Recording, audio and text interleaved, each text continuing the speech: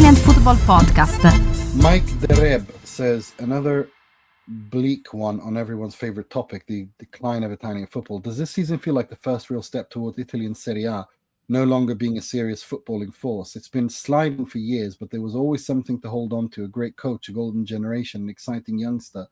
Now even that hope feels gone. Gattuso leading the national team doesn't inspire much confidence, and in Serie A, clubs are turning their backs on Italian players and hiring average managers. Juve and Inter especially. I can't see any of our teams making a dent in the Champions League, and honestly, another World Cup miss feels likely. As a Juve fan, based on their current lineups, I won't even be following them this season, and I doubt I'm alone.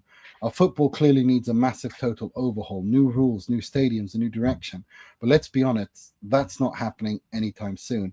And if it ever does, will it already be too late? Is this it? Are we done? Is there anything left to be hopeful about? That's very cheerful. Yeah. Let's answer that when we talk. I was just about to. Andrea's question. Yes, we don't double up.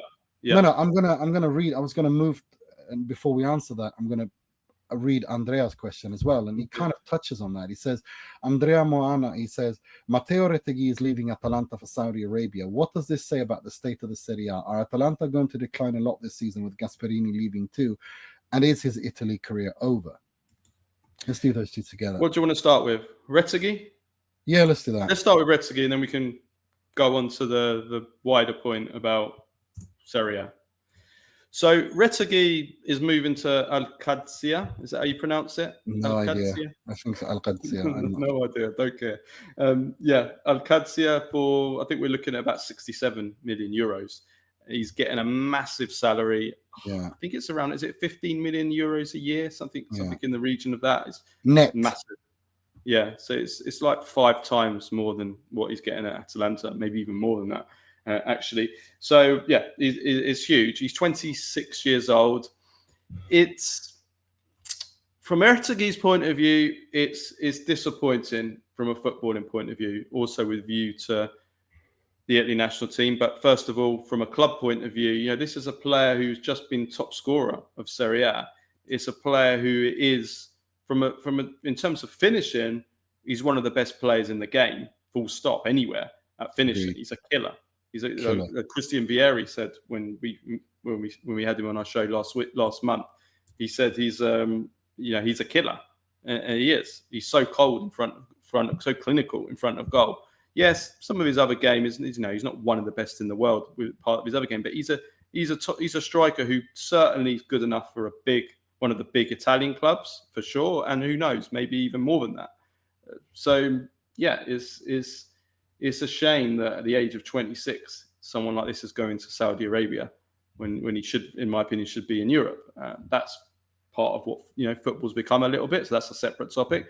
But then there's the Italy national team, which is, again, we'll see. We'll see when Gattuso picks his first squad. If he's going to be in that squad? What's the level of football going to be like? Or who is the coach of Al-Qadsiah? I'm not actually sure who it is. I mean, with Al-Hilal, if he was going to Al-Hilal and he was being managed by Simone Inzaghi, then I would be a little bit more kind of, well, he's getting coached by... You know who it is? Remember the old Spanish defender, Michel? Is it Michel? Yeah. Oh, is it no, really? midfielder, sorry, not midfielder. He was a great player, yeah. Played for Real Madrid, for like... Yeah, I remember him. He was great, Italia 90. Yeah, Michel. Yeah, he was fantastic. He was a fantastic player, yeah. Well, yeah, I mean, he's not a great manager. So it's... if he was getting managed by Simone Inzaghi, I'd say, well, he's still getting coached by a top. But at the end of the day, look, the level of Saudi Pro League is not high. There's a sprinkling of some good players, many of them kind of old, past their best, like Ronaldo, like Koulibaly, like these kind of players. But the level is a big drop. It can't be good for the Italy national team. We're struggling for strikers as it is, aren't we? Mm-hmm. And he's one of our 2 best strikers, him and Moise Kean. And we're going to lose him as well. So it's not good for the Italy national team. But I don't know. I don't know. I can't say 100% if it's the end of his Italy career while he's there.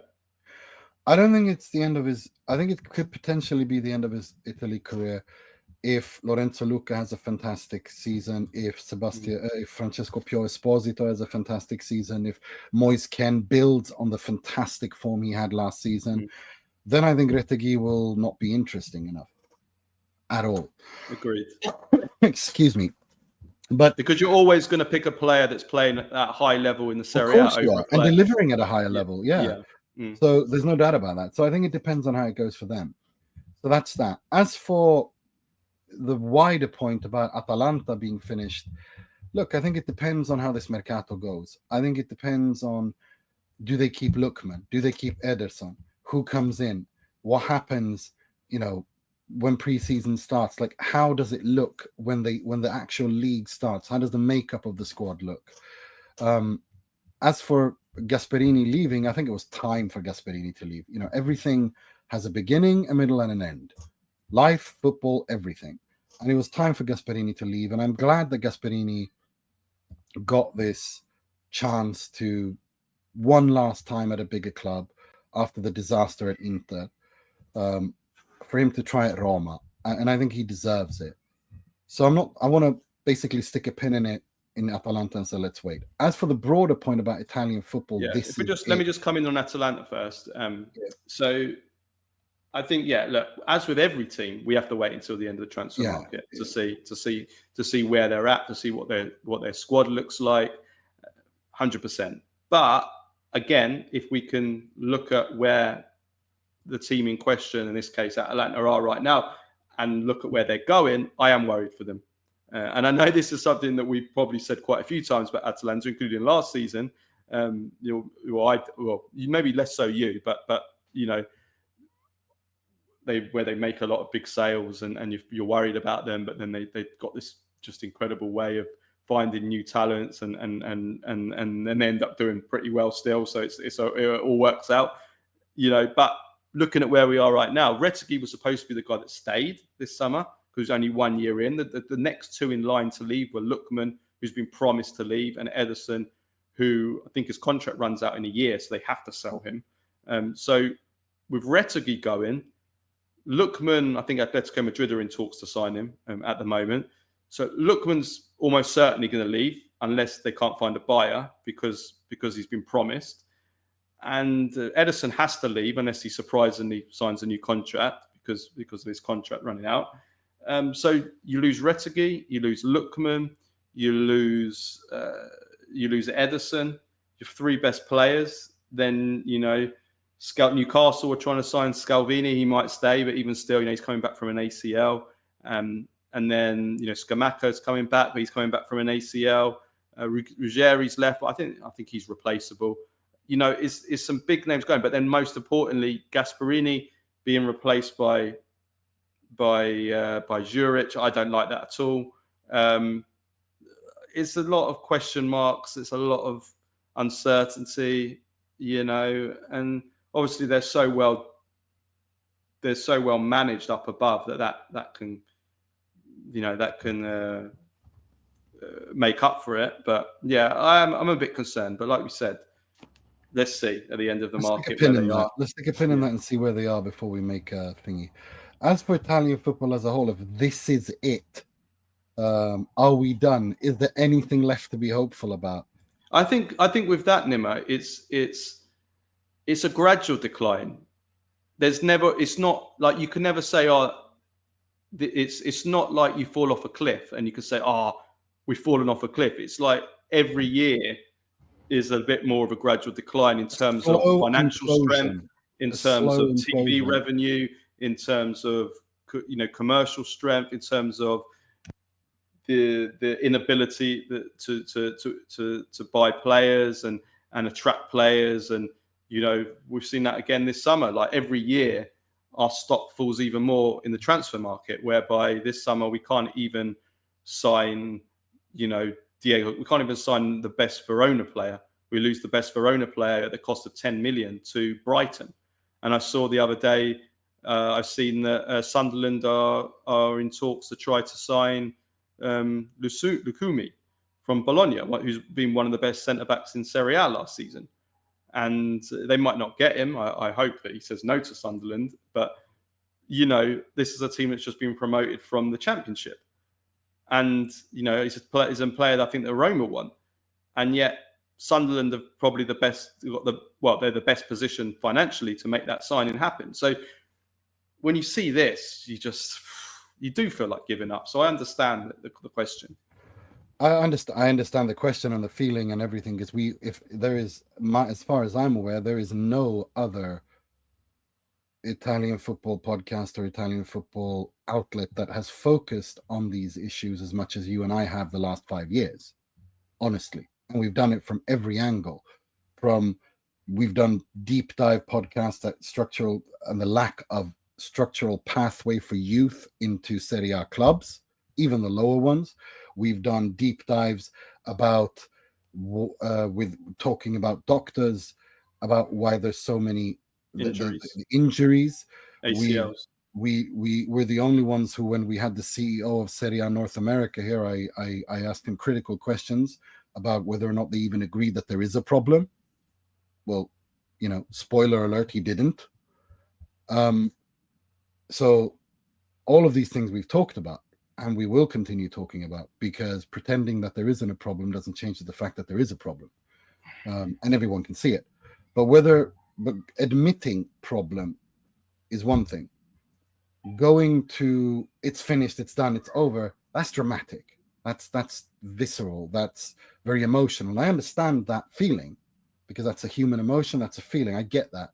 I just don't think it corresponds to reality, because as well, it's not that bad either, because as you said, this is a gradual decline. I call it an implosion, a slow implosion. That's what we're seeing, a slow implosion from the early 2000s until now. Sometimes it goes up, but sometimes it's like it goes. But the graph continues to go down. Yeah, the line continues to go down. Yeah. The trajectory is a slow decline. Yeah. And I'll give you an example. One of our listeners, Elio Salerno, he tagged us on Twitter when this Man City's new deal with Puma came out, and he said, "Guys, one for your next pod.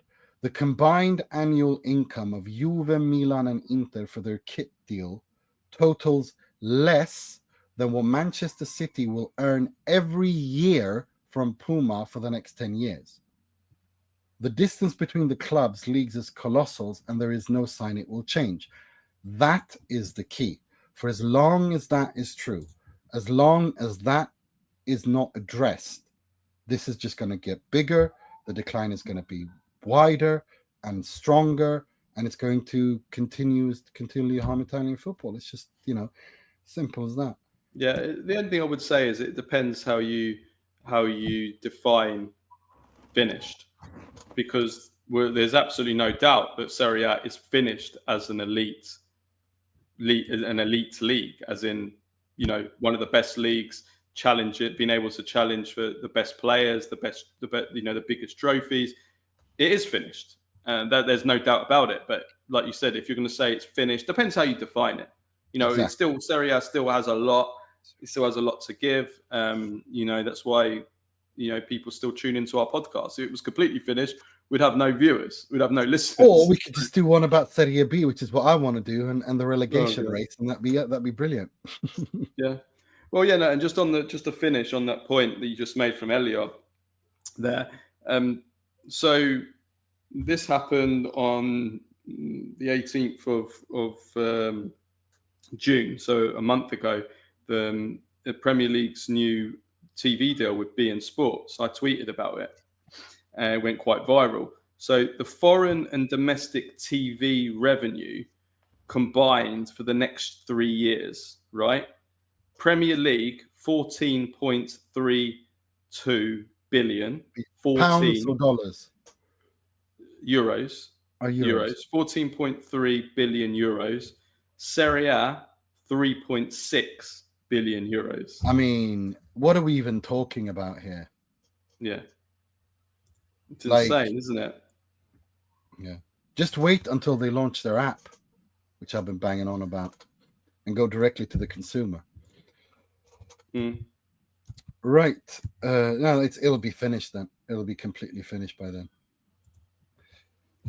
Well, the next step is that and it's already happening, that certain territories will just stop asking for TV rights from Serie A, and that's already starting to happen. I mean, that's happened in a lot of big countries for Liga, which is a complete shambles as well.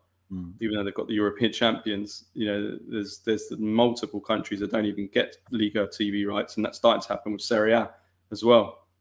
And when the next TV rights cycle comes along, I'm pretty sure that will happen in quite a few major countries, and then that's how the decline continues.